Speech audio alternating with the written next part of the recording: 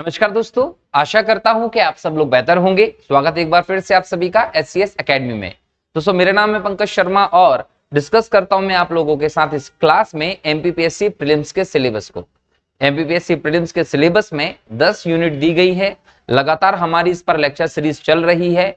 कई सारी यूनिट हमने कंप्लीट कर ली हैं, जिसके समस्त लेक्चर यूनिट वाइज नाम के साथ प्लेलिस्ट में है। दोस्तों, आप वहां देखकर अपने सिलेबस को बेहतर तरीके से कंप्लीट कर सकते हैं और कोई डाउट होता है तो उस पर क्वेश्चन भी पूछ सकते हैं। आज की इस क्लास में हम लोग डिस्कस करने वाले हैं एमपीपीएससी प्रीलिम्स के यूनिट नंबर 10 में दिए गए एक और इंपॉर्टेंट टॉपिक को, जिसमें हम लोग जनजातीय व्यवस्था के अंतर्गत डिस्कशन कर रहे हैं। और हमने पिछले लेक्चर में बात कर ली थी दोस्तों गोंड जनजाति के बारे में। भील जनजाति के बारे में भी हम लोगों ने डिटेल में बात की थी, गोंड जनजाति के बारे में भी हम लोगों ने डिटेल में बात की है। और आज हम दो इंपॉर्टेंट जनजातियों को देखेंगे, जिसमें एक बैगा जनजाति और एक भारिया जनजाति। बैगा जनजाति और भारिया जनजाति का हमारे मध्य प्रदेश में एक बहुत बड़ा जन आधार है दोस्तों, और जनजातीय दृष्टि से बहुत इंपॉर्टेंट भी है। इनकी कला संस्कृति से क्वेश्चन एग्जाम में पूछे जा सकते हैं कि किस प्रकार का इनका भोजन है, किस प्रकार का इनका आवास है, किन प्रकार की इनकी कृषि है और किस प्रकार के विवाह और देवता आदि की ये पूजा करते हैं। सब चीजों को लेकर क्वेश्चंस पूछे जाते हैं और एग्जाम में अभी भी आने की संभावना है। ये जो 10वीं यूनिट है ना दोस्तों, ये आपको ऐसे 10 क्वेश्चन देगी जो आप आसानी से बना सकते हो, और आपके जो हर बार एग्जाम में 1-2 नंबर कम रह जाते होंगे वो यहां से आप अच्छे से कवर कर सकते हो। दोस्तों, लेक्चर सीरीज को बेहतर तरीके से देखकर हर एक लेक्चर को नोट कर लीजिएगा, और अगर पीडीएफ नोट्स चाहिए हो तो आप टेलीग्राम लिंक जो है वो डिस्क्रिप्शन में दी गई इस लेक्चर के, वहां जाकर आप मैसेज करके पीडीएफ नोट्स भी प्राप्त कर सकते हैं। तो सभी सुविधाएं हम लोग आपके लिए मुहैया करा रहे हैं। बस लगातार लेक्चर देखते रहिए और अपने दोस्तों के साथ लेक्चर को शेयर भी कीजिए। क्लियर? तो चलिए शुरू करते हैं आज के इस लेक्चर को, जिसमें सबसे पहले हम बात करेंगे बैगा जनजाति की। बैगा जनजाति का दोस्तों मध्य प्रदेश में बहुत बड़ा आधार है। अगर हम 2011 की जनगणना के आंकड़े ही देख लें तो मध्य प्रदेश की जो समस्त जनजाति हम लोगों को देखने को मिलती है, इन समस्त जनजातियों में लगभग 2.71% हम लोगों को बैगा जनजाति की जनसंख्या देखने को मिलती है। कितनी? लगभग 2.71%। और जनसंख्या के हिसाब से जाएं तो लगभग 4.15 लाख लोग 2011 की जनगणना के हिसाब से हम देखें प्रदेश में तो वो बैगा जनजाति से संबंधित है। तो एक बहुत बड़ी पॉपुलेशन है जो मध्य प्रदेश में अलग अलग जगहों पर विस्तृत है। हम लोग देखने वाले हैं इसके भौगोलिक विस्तार के अंतर्गत। लेकिन जब हम बैगा शब्द की बात करते हैं तो दोस्तों ये शब्द जो होता है इसका अर्थ है पुरोहित, इसे आप पंडा भी कहते हैं। तो एग्जाम में सबसे पहला क्वेश्चन तो यही पूछेगा कि बैगा जो शब्द है ये इसका अर्थ क्या है। तो इसका अर्थ निकलता है पुरोहित या पंडा। मतलब ये जनजातीय व्यवस्था जो है इनकी, इसमें ये पंडा की भूमिका निभाते हैं, पुजारी की भूमिका निभाते हैं। और इनका जो ग्राम पुरोहित है दोस्तों, कहीं ना कहीं बोल सकते हैं कि ये चिकित्सक होते हैं। मतलब हम ये कह सकते हैं कि जनजातीय व्यवस्था में जो गांव के पुरोहित होते हैं, पंडित की भूमिका बैगा निभाते हैं, और ये चिकित्सक भी होते हैं। आयुर्वेद इनका अच्छे से जानकारी होती है। और इनका मूल हम देखें तो द्रविड़ समुदाय से या प्रोटो ऑस्ट्रेलाइड प्रजाति से ये संबंधित है। दक्षिण भारत के द्रविड़ समुदाय से बहुत ज्यादा नजदीक होते हैं। इन्हें चूंकि जंगल में जड़ी बूटी आदि का अच्छा नॉलेज होता है और अच्छा ज्ञान होता है, इसलिए इनको जंगल का राजा भी कहते हैं। और प्रकृति पुत्र शब्द भी इनके लिए प्रयोग किया जाता है। तो एग्जाम में पूछेगा कि किस जनजाति के लिए जंगल का राजा या प्रकृति पुत्र शब्द यूज किया जाता है, तो वो हमने कहा है बैगा जनजातियों के लिए प्रयोग किया जाता है। मध्य प्रदेश में हम देखें दोस्तों तो दक्षिण का जो भाग है मध्य प्रदेश का, इस दक्षिण के सतपुड़ा वाले जो पर्वत का रेंज है, यहां आपको बैगा जनजाति सबसे ज्यादा देखने को मिलती है प्रदेश में। और ये भूमिया जो है उनकी एक उपजाति मानी जाती है। भूमिया की उपजाति के तौर पर आप इसको, उपशाखा के तौर पर आप इसको देखते हैं। तो भूमिया की उपशाखा जो है वो यहां पर हम लोगों को याद रखिएगा मिलेगी। तो एग्जाम में क्वेश्चन पूछेगा बैगा का शब्द क्या है और इसकी उपशाखा क्या है, तो भूमिया इसकी उपशाखा होती है। ध्यान रखिएगा, ये प्रारंभिक व्यवस्था रही है किसकी? बैगा जनजाति से संबंधित, जो एग्जाम में आप लोगों से पूछेगी। यहां अगर सीधे तौर पर आप मुझसे पूछें कि कहां से क्वेश्चन आपको देखने को मिलेगा, तो एक तो ये कि द्रविड़ समुदाय वाला, दूसरा प्रोटो ऑस्ट्रेलाइड प्रजाति, तीसरा इन्हें ग्राम पुरोहित कहते हैं, तीसरा इन्हें जंगल का राजा या प्रकृति पुत्र कहते हैं। और एक ये सीधा प्रश्न आपसे पूछता है कि इनका जो बैगा शब्द है इसका शाब्दिक अर्थ क्या है, यहां से सीधे क्वेश्चन आपसे पूछेगा वो। ठीक, अगला देखें तो इनकी शारीरिक विशेषताओं को देखें तो ये ज्यादा इनकी हाइट नहीं होती, कद इनका मध्यम ऊंचा होता है, शरीर सुसंगठित हष्ट पुष्ट होता है दोस्तों, कोई इनके अंदर ऐसी व्यवस्था देखने को नहीं मिलती कि आप बोलेंगे कि यार शारीरिक तौर पर ये सही नहीं है। नाक इनकी चपटी होती है, रंग काला होता है और बाल इनके सीधे हमें दिखाई पड़ते हैं। जब हम इनकी उपजातियों की बात करते हैं तो भरूतिया, नरोतिया, रमैना, कटमेना और नाहर, ये इनकी उपजाति है। यहां से क्वेश्चन एग्जाम में पूछा गया है दोस्तों, या तो आपसे ये सभी के सभी ऑप्शन में दे देंगे और बोलेंगे कि निम्नलिखित में से कौन सी बैगा की उपजाति नहीं है, ये पूछ सकता है, या फिर कोई एक बोल देंगे कि कौन सी बैगा की उपजाति वो बताइए। तो आपको ये पता होना चाहिए कि बैगा जनजाति जो है उसकी उपजातियों में नरोतिया, भरोतिया, रमैना, कठमैना और नहर जो है ये प्रमुख है। उपजातियों के नाम ध्यान रखना है। और इनके भौगोलिक विस्तार को जब देखा जाता है तो मैंने पहले ही कहा है कि बहुत बड़ा क्षेत्र जो है वो बैगा जनजाति का मध्य प्रदेश में है, जो 4 लाख से ज्यादा जनसंख्या हमारे मध्य प्रदेश की जनजाति समुदाय की जो है वो बैगा की है। तो यहाँ मध्य प्रदेश में पूर्वी सतपुड़ा, डिंडोरी, मंडला, बालाघाट, सीधी, ये जो क्षेत्र है यहाँ पर प्रमुख तौर पर आपको बैगा जनजाति मिलती है। और इनका जो बैगा चक प्रदेश है यहां हम देखें तो अधिकांश ये डिंडोरी जिले में आपको मिलता है। क्लियर है, ये पूरा का पूरा जो क्षेत्र है वो साल के वृक्ष से आच्छादित है। याद रखिएगा कि मध्य प्रदेश में सर्वाधिक मात्रा में सागौन के वन मिलते हैं और उसके बाद साल के वन मिलते हैं। ये साल का वृक्ष से आच्छादित जो पूरा प्रदेश है वो चक बैगा के लिए जाना जाता है। ये आप लोगों को एग्जाम में इंपॉर्टेंट रूप से ध्यान रखना है कि कहां कहां मध्य प्रदेश में बैगा जनजाति मिलती है, क्योंकि सिलेबस में सीधा लिखा है इनका भौगोलिक वितरण। जब भौगोलिक वितरण में जाएंगे तो आपको पूर्वी सतपुड़ा, डिंडोरी, मंडला, बालाघाट और सीधी के क्षेत्र याद रखना है मध्य प्रदेश के अंतर्गत। अगर इनकी अर्थव्यवस्था की बात करें दोस्तों तो बैगाओं की अर्थव्यवस्था वही जनजातीय अर्थव्यवस्था है, वही जंगली अर्थव्यवस्था में देखने को मिलती है। इनका जो जीवन का आधार है वो जंगल ही होते हैं। मुख्य रूप से ये कृषि जो है ये करते हैं, इसके साथ साथ पशुपालन भी हमें देखने को मिलता है। क्लियर। लेकिन बैगा जनजाति का जो इंपॉर्टेंट फैक्ट आपसे पूछता है वो ध्यान रखिएगा, एग्जाम में पूछेगा कि कौन सी जनजाति धरती को अपनी मां मानती है, धरती को मां मानती है। तो अगर ये प्रश्न आता है तो आपका उत्तर जो है वो बैगा होगा। और ये धरती को मां मानते हुए उस पर हल चलाना भी सही नहीं समझते। धरती पर हल चलाना एक प्रकार से धरती मां को क्षति पहुंचाने के समान ये समझते हैं, इसलिए बैगा जनजाति के लोग धरती पर हल नहीं चलाते हैं। क्लियर है। इनका जो मुख्य हथियार होता है वो कुल्हाड़ी होता है। कुल्हाड़ी जो है वो इनका मुख्य हथियार होता है बैगा जनजाति का। अब ये सोचिए कि अगर हल चलाकर खेती नहीं करते तो खेती कैसे करते होंगे। तो इनकी खेती जो होती है वो झूम खेती होती है। झूम खेती ये लोग करते हैं, पर्वत के इलाकों में या फिर हम बोल सकते हैं जंगली इलाकों को साफ करके खेती करेंगे। और इनकी खेती के लिए एग्जाम में क्वेश्चन पूछेगा कि बेवार या पोड़ू, ठीक है, बेवार, पोड़ू या फिर ऐसा ही शब्द एक और देता दहिया, ये किसकी खेती होती है। तो ये बैगा जनजातियों की खेती होती है दोस्तों। झूम खेती का ये एक रूप होता है, ये ध्यान रखना है।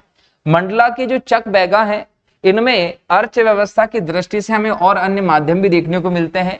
ये गुनेरी घास जो यहाँ मिलती है उस घास से छोटे छोटे से हम बोल सकते हैं छल्ले गुथकर एक प्रकार की चेन जैसी सुंदर आकृति बना लेते हैं। घास की चेन टाइप के आभूषण, कई सारी अंगूठियां भी बनाते हैं घास की। तो ये बनाकर ये बेचते हैं। ये इनका प्रमुख एक प्रकार से साधन है रोजगार का, किसमें, बैगा चक महिलाओं में। बाकी इनकी अर्थव्यवस्था मुख्य रूप से कृषि पर आधारित मानी जाती है। यही हम देखें इनके सामाजिक सांस्कृतिक व्यवस्था को, तो बैगा जनजाति का जो समाज है वो पुरुष प्रधान समाज है। बैगा जनजाति का समाज पुरुष प्रधान समाज है। पुरुषों को यहाँ पर सामाजिक व्यवस्था में महत्व दिया जाता है। पितृसत्तात्मक व्यवस्था में देखने को मिलती है। परिवार के मुखिया के तौर पर आपको पुरुष ही देखने को मिलता है। इंपॉर्टेंट डिसीजन, निर्णय जो भी लिए जाते हैं वो पुरुषों के द्वारा ही लिए जाते हैं। लेकिन हमें यहाँ पर संयुक्त परिवार प्रणाली भी देखने को मिलती है। यहाँ पर लोग संयुक्त परिवार प्रणाली में रहते हैं, एक साथ झूम खेती करते हैं, एक साथ अपनी आर्थिक गतिविधियों को संपन्न करके सामाजिक सांस्कृतिक रूप से जीवन यापन करते हैं बैगा जनजाति के लोग। यहां से भी एग्जाम में क्वेश्चंस आते हैं। इसके बाद इनके भोजन की जब हम बात करते हैं दोस्तों, तो भोजन के तौर पर एक तो इनमें मोटा अनाज प्रचलित है, और मैंने आपको कहा है कि डिंडोरी का इलाका इनके लिए जाना जाता है, और ये पूरा इलाका कोदो कुटकी जो अनाज है इसके लिए जाना जाता है। तो ये मोटा अनाज इनका मुख्य भोजन है, और फल भी ये लोग धारण करते हैं, कंदमूल भी इनके लिए महत्वपूर्ण होता है, जंगलों से इकट्ठा करके खाते हैं, लेकिन विशेष तौर पर ये मांस का भोजन करते हैं दोस्तों। और मांस भी किसका, तो सूअर का जो मांस होता है वो इनमें ज्यादा फेमस है। क्लियर। और बेगा जनजाति का जो भोजन होता है उसको अलग अलग नामों से जाना जाता है। बेगा जनजाति का जो सुबह का भोजन होगा, सुबह के भोजन को कहते हैं बासी। सुबह के भोजन को क्या कहते हैं, बासी कहते हैं। दोपहर के भोजन को कहते हैं पेज, मतलब जो लंच करेंगे दोपहर में उसको कहते हैं ये लोग पेज। इसी प्रकार से रात्रि का जो भोजन होता है, रात्रि के भोजन को कहते हैं ये लोग बियारी। तो बियारी, पेज और बासी बेगा जनजातियों का भोजन होता है। ये आप लोगों को याद रखना, एग्जाम में यहां से क्वेश्चन पूछेगा कि बियारी किसके भोजन को कहा जाता है और किस समय के भोजन को कहा जाता है, तो बेगा आप लोगों को याद आना चाहिए। जब हम इनके वस्त्र की बात करते हैं तो महिलाओं के और पुरुषों के वस्त्र जो हैं दोस्तों वो अलग अलग डिसाइड है पारंपरिक आधार पर। अगर पुरुषों की बात करें तो लंगोटी, पगड़ी, कड़े धारण करते हैं कौन, पुरुष। वहीं अगर हम महिलाओं की बात करें तो कपची नाम की छोटी धोती पहनते हैं महिलाएं, और पूरे शरीर पर इनके टेटू मंडे होते हैं। मतलब इनमें दुनिया की सबसे ज्यादा गुदना प्रिय जनजाति की विशेषता है। अगर एग्जाम में आता है कि पूरे विश्व में सबसे ज्यादा टेटू मंडवाना किस जनजाति के लोगों को पसंद होता है, तो वो बेगा जनजाति की महिलाओं को होता है दोस्तों। और इनका आभूषण के प्रति विशेष लगाव होता है, लेकिन चूंकि हम लोग देखते हैं कि जनजाति व्यवस्था में सोने चांदी के आभूषण कहाँ मिलेंगे, तो ऐसे में ये जो निम्न धातुएं होती हैं उनके आभूषण धारण करती हैं यहाँ की महिलाएं भी और पुरुषें भी। आवास की जब बात करते हैं तो हमें इनके विशेष प्रकार के मकान देखने को मिलते हैं बेगा जनजाति के, जिसका दरवाजा बहुत छोटा होता है। याद रखिएगा कि बेगा जनजाति जिस प्रकार के मकान में रहती है उसका दरवाजा बहुत छोटा रहता है। लकड़ी की बांस की दीवारें बनाई जाती हैं, लकड़ी की बांस की छत बनाई जाती है जिस पर पत्ते आदि डाल दिए जाते हैं। जो दीवारें होती है उस पर मिट्टी का लेप भी लगा दिया जाता है ताकि उनको मजबूती मिल सके और सुरक्षा की दृष्टि से महत्वपूर्ण होगा। तो ये इस प्रकार के मकानों में रहना पसंद करते हैं बेगा जनजाति के लोग। जब हम इनमें विवाह पद्धति की बात करते हैं तो बेगा जनजाति के विवाह हम देखें, स्पेशली बेगा में विवाह की जब हम बात करते हैं तो यहां हमें दिखाई पड़ेगा सबसे पहले तो समगोत्रीय विवाह। ये अपने एक गोत्र में विवाह वर्जित मानते हैं। समगोत्रीय विवाह इनमें वर्जित होता है, एक गोत्र में विवाह नहीं करते। इनके वैज्ञानिक कारण भी आज हम लोग बात कर चुके हैं। दूसरी बात कि नाना और नातिन का और नानी और नाती का जो विवाह होता है वो इनके अंदर मान्य माना गया है। तो नाना नातिन और नानी नाती का विवाह जो है वो कौन सी जनजाति में मान्य माना गया है, तो बेगा जनजाति में माना गया है। वधु मूल्य का प्रचलन भी हमें बेगा जनजाति में देखने को मिलता है। मतलब ये कि अगर आपको शादी करनी है, लड़की चाहिए, तो कीमत चुकानी पड़ेगी बराबर। इसके अलावा यहाँ मंगनी विवाह या चढ़ विवाह चलता है, उठवा विवाह चलता है, चोर विवाह चलता है जिसमें लड़की का अपहरण करके चुपके से शादी कर लेते हैं, पैतुल विवाह और लम सेना विवाह जैसी व्यवस्थाएं बेगा जनजाति में हम लोगों को देखने को मिलती हैं दोस्तों। अच्छा, ये तो कुछ वैवाहिक व्यवस्था बेगा जनजाति की रही, लेकिन इनमें हम सबसे इंपॉर्टेंट देखें तो उधारिया विवाह भी हम लोगों को देखने को मिलता है। परीक्षा में आपसे स्पेशली पूछेगा कि उधारिया विवाह किस जनजाति में चलता है, तो ये बेगा जनजाति से संबंधित विवाह है उधारिया विवाह। इस विवाह में क्या होता है कि मान लीजिए कि किसी भी बच्चे के, लड़का या लड़की है, उसके माता पिता की स्वीकृति विवाह के लिए नहीं हो रही है। माता पिता की स्वीकृति क्या है, विवाह के लिए नहीं है।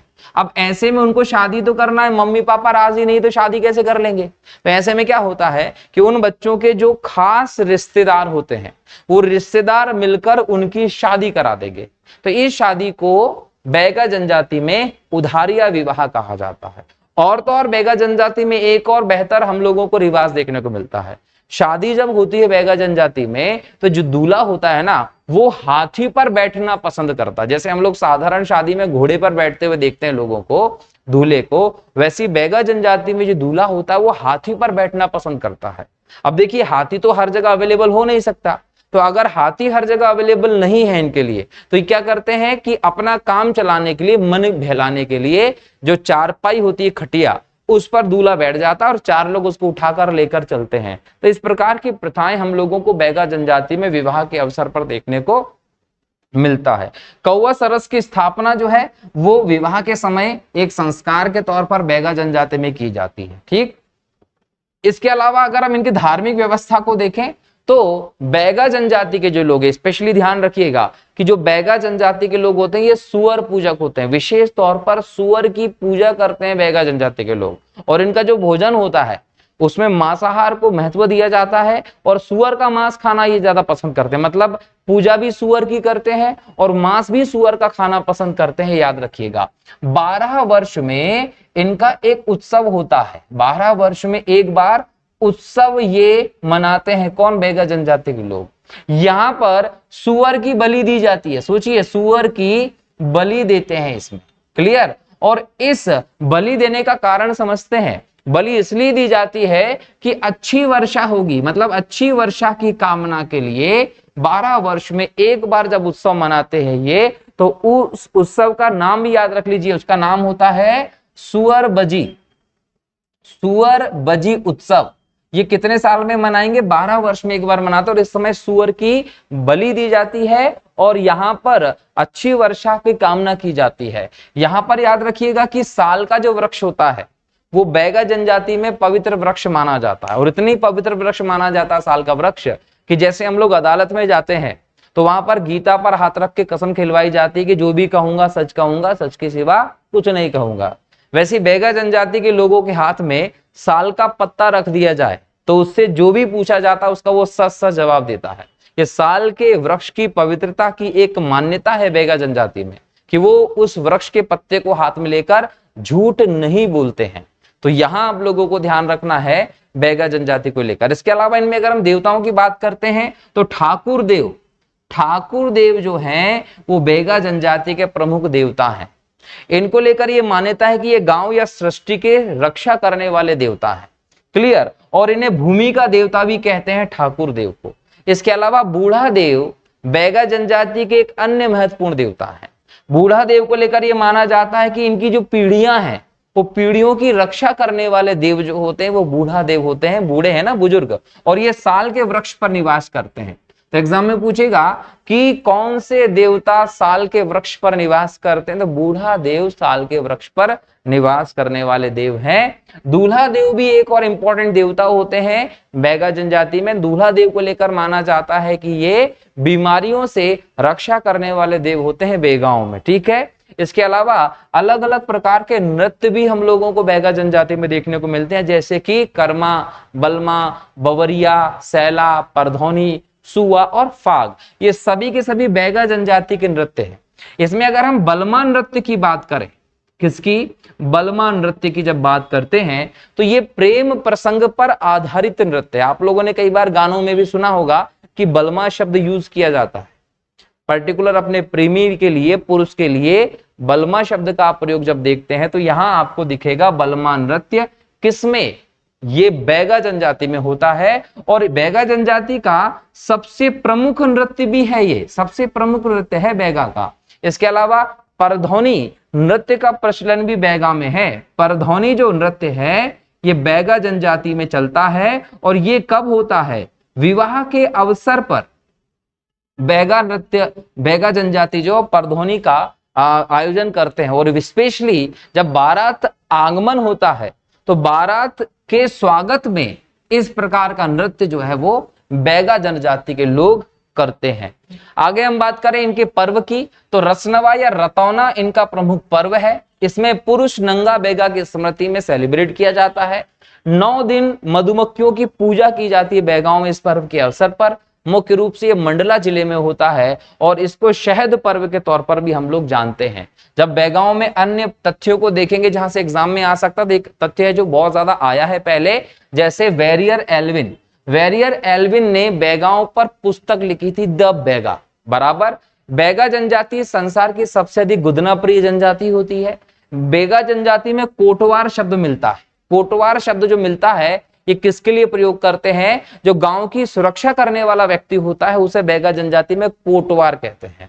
एग्जाम में पूछेगा कि कोटवार कौन है, तो गांव की सुरक्षा करने वाला, गांव का रक्षक जो है वो कोटवार कहलाता है। और यहां याद रखिएगा कि जो गांव होते हैं ना, इनके लिए शब्द यूज किया जाता है पूर्णा। पूर्णा शब्द गांव के लिए यूज किया गया है, बराबर। यहां बैगा में आपको पंचायत जैसी व्यवस्था मिलेगी। यहां पर 5 प्रकार के पंच हमको देखने को मिलते हैं: मुकद्दम, दीवान, समरथ, कोटवार और दवार।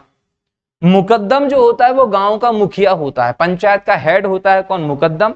तरकुल आभूषण की प्रथा हम लोगों को बैगाओं में देखने को मिलती है, जो जैसे हम लोग देखते हैं, है ना, नाम याद रख लीजिएगा, तरकुल आभूषण।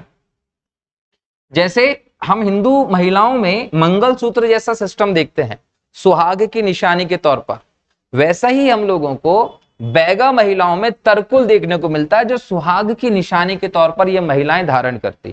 क्लियर दोस्तों? तो ये बैगा जनजाति पर हमारा डिस्कशन रहा। अब हम लोग बैगा के बाद भारिया जनजाति को देखते हैं, जो मध्य प्रदेश की एक विशेष जनजाति के तौर पर हमको देखने को मिलती है और पिछड़ी जनजाति है, विशेष पिछड़ी जनजाति के तौर पर इसे जानते हैं। जो भारिया है वो मध्य प्रदेश की सर्वाधिक पिछड़ी जनजाति के तौर पर मध्य प्रदेश सरकार के द्वारा घोषित की गई है। भारिया जो है ना, इस व्यवस्था में आपको भारिया शब्द का मतलब पता होना चाहिए। जब हम भारिया शब्द का मतलब देखते हैं तो क्या होता है इसका मतलब? इसका मतलब हम लोगों को याद रखना है कि ज्ञान का अभाव।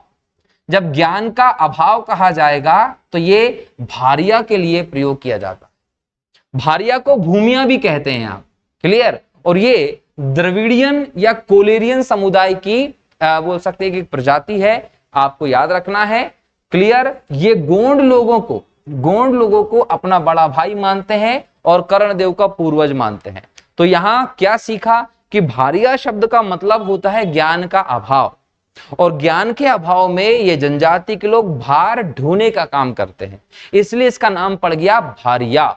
और ये द्रविडियन या कोलेरियन समूह की प्रजाति से संबंधित है, ये भी ध्यान रखना है। मध्य प्रदेश की अत्यंत पिछड़ी जनजाति में भारिया का नाम शुमार है और ये गोंडों को अपना बड़ा भाई मानते हैं, कर्णदेव की पूजा करते हैं। क्लियर हो गया? यहां से आगे बढ़े तो आपको दिखेगा इनका भौगोलिक वितरण। तो भारिया जनजाति कहां मिलती है? तो जबलपुर, छिंदवाड़ा में प्रमुख तौर पर आपको भारिया जनजाति मिलेगी। छिंदवाड़ा जब आप जाते हैं तो यहां पर आपको जगह मिलेगी पातालकोट।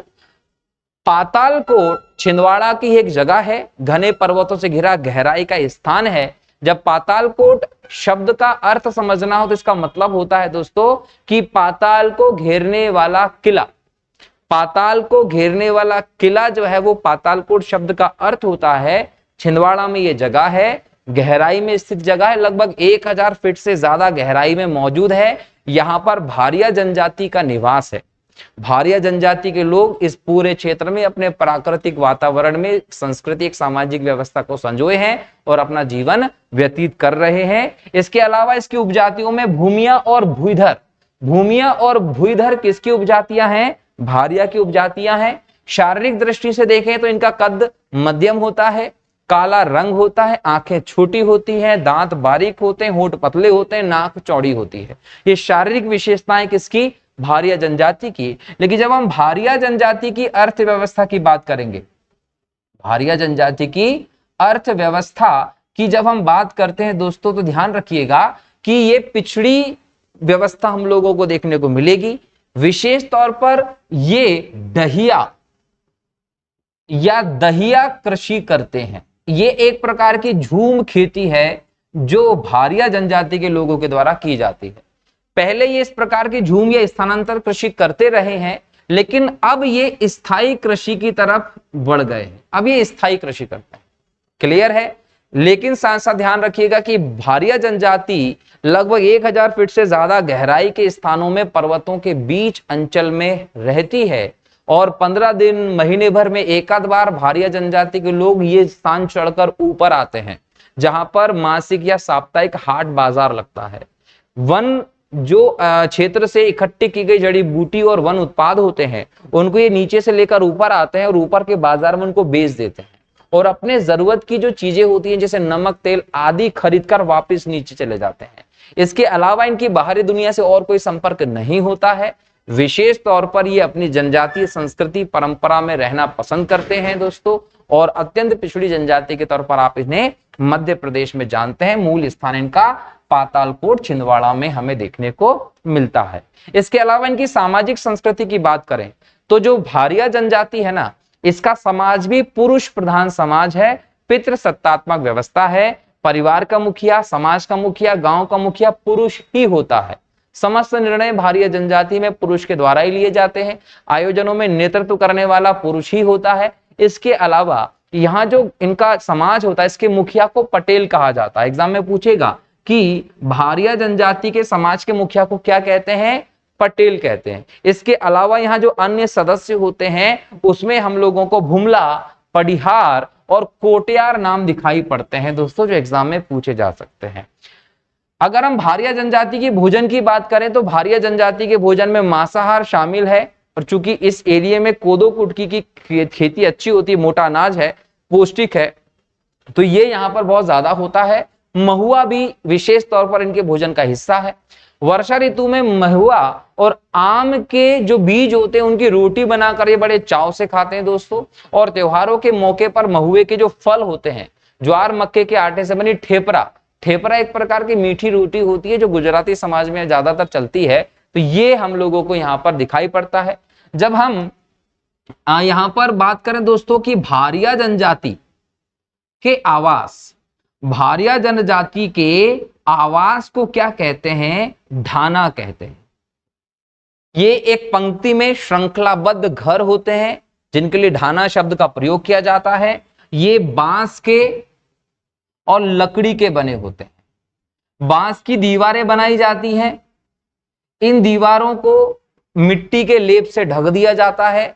जो छत होती है उस पर बांस लगाकर घास फूस बिछा दिया जाता है, और इस प्रकार के परंपरागत व्यवस्था में भारिया जनजाति के लोग आवास बनाकर रहना पसंद करते हैं।